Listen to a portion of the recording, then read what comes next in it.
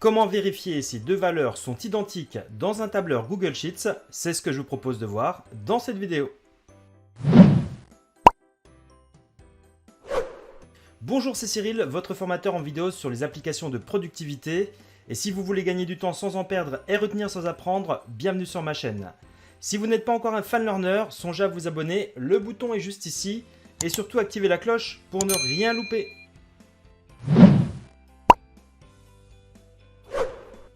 On peut imaginer ce cas d'usage. Vous avez ici dans la première colonne une série d'emails.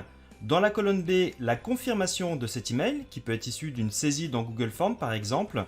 Et donc, dans la troisième colonne, nous allons vouloir vérifier si la saisie est équivalente. On pourrait le faire à l'œil nu, mais il est extrêmement difficile de détecter par exemple une faute de frappe.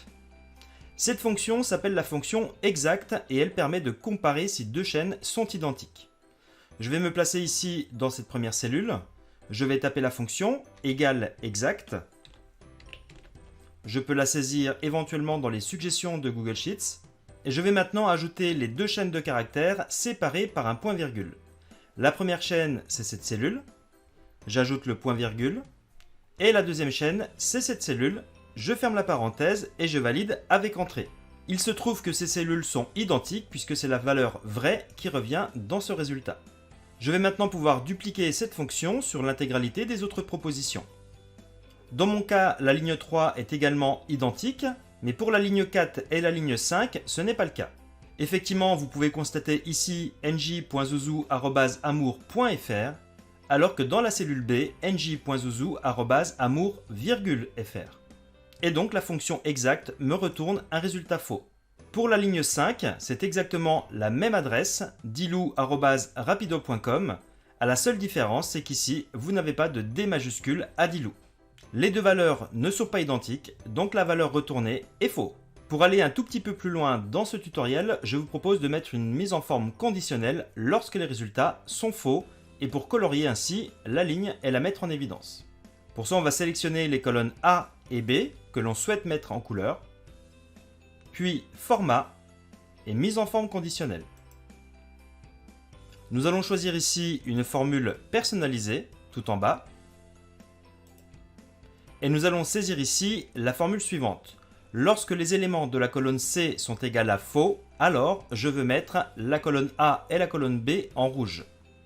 J'écris donc ici égal C1 puisqu'il faut toujours prendre la première ligne de la plage que vous avez sélectionnée est égal à faux. Je n'oublie pas d'ajouter un $ devant la colonne C pour verrouiller cette colonne afin de faire la mise en forme conditionnelle à la fois sur la colonne A et sur la colonne B.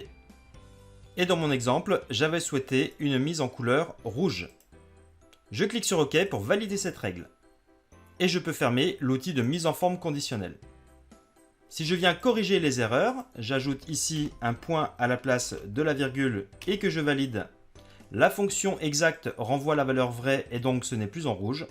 Et ici, je peux ajouter un D majuscule. Et valider.